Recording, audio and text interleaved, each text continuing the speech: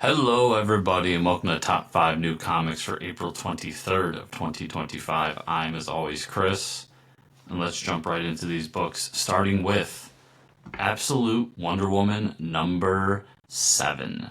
This is written by Kelly Thompson with art by Mattia De Lulis with letters by Becca Carey. So, I've said it a million times, but I've just been really enjoying what I've been reading of the Absolute Universe altogether. Wonder Woman has become my favorite of the three I'm reading right now.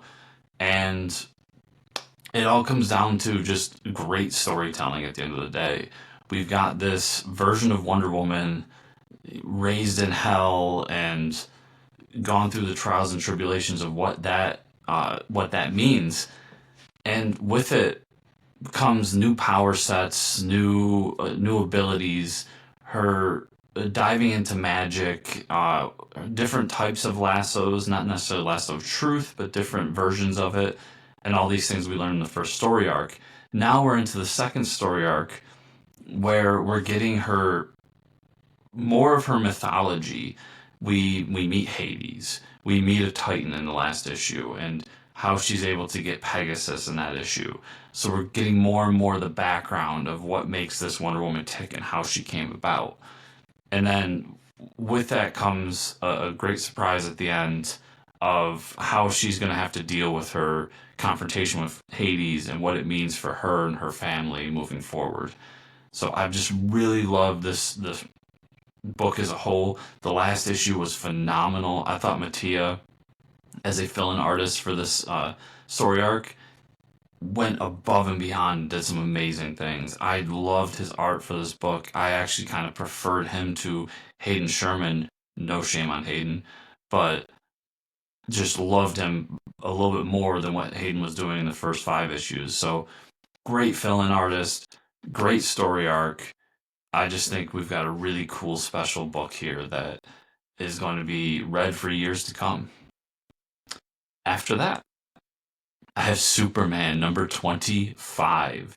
This is written by Joshua Williamson with art by Dan Mora and Jamal Campbell, as well as Eddy Barrows, with colors by Jamal Campbell and Alejandro Sanchez, with inks by Eddy Ferreira and letters by Dave Sharpe. So there's a lot of people on this book, but that's because it's the 25th issue, so it's an oversized issue, lots of pages, lots of story for us to get here.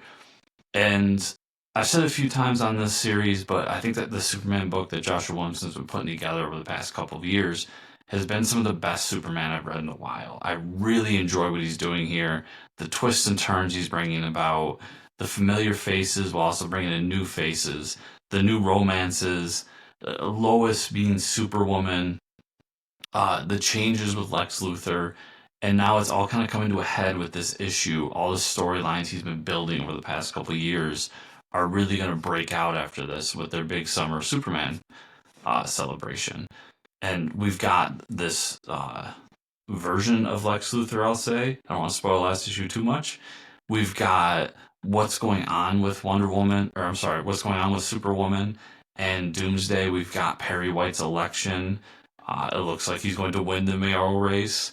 And then what's going on with Jimmy Olsen, his girlfriend. Just so many storylines, so many things coming together. And we've got a betrayal in the last issue. All these great things happening, coming to a head with this, and then going to burst out for the next year or so of stories. Really excited about this issue, and I just think this has been a great Superman. Sticking with Superman, after that, I've got Superman The Last Days of Lex Luthor number 3. This is written by Mark Waid with art by Brian Hitch, inks by Kevin Nowlan, colors by David Barron, and letters by Richard Starkings and Tyler Smith. So I really enjoyed that last issue. Going back and reading issue 1 and then jumping into issue 2 last month was really great because I got the flow of the book again after such a long break in between. And now we're getting the big conclusion to the story, where in last issue we saw Superman going and visiting different friends throughout time and space to see if they had a cure for what's ailing Lex Luthor. this, we'll just call it cancer, that's ravaging his body. We got to see the Legion of Superheroes. We got to see an interaction with Wonder Woman, how the Justice League feels about this whole scenario. And just Superman dealing with what he's doing and why a lot of people think it's wrong, he thinks it's right, and all these different conundrums going on. And then with a big conclusion at the end that something else might be going on in the background that leads to a big bad showing up. I thought it was a really great issue. I think this is a really fun comic series.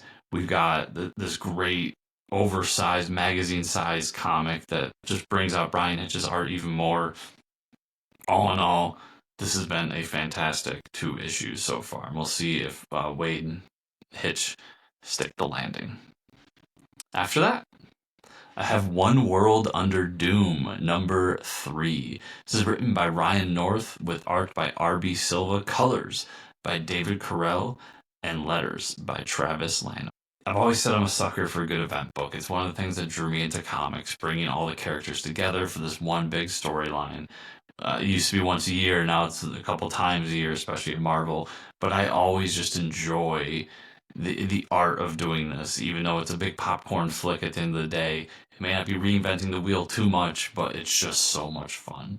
And with everything that's going on, how what's happening here is affecting Fantastic Four, how Doom is kind of one-upping everything that the Avengers are doing, and with that big reveal at the end of the last issue, spoilers, I guess, that the Masters of Evil aren't so thrilled with Doom either, so they're going to team up with the Avengers to try to take him down.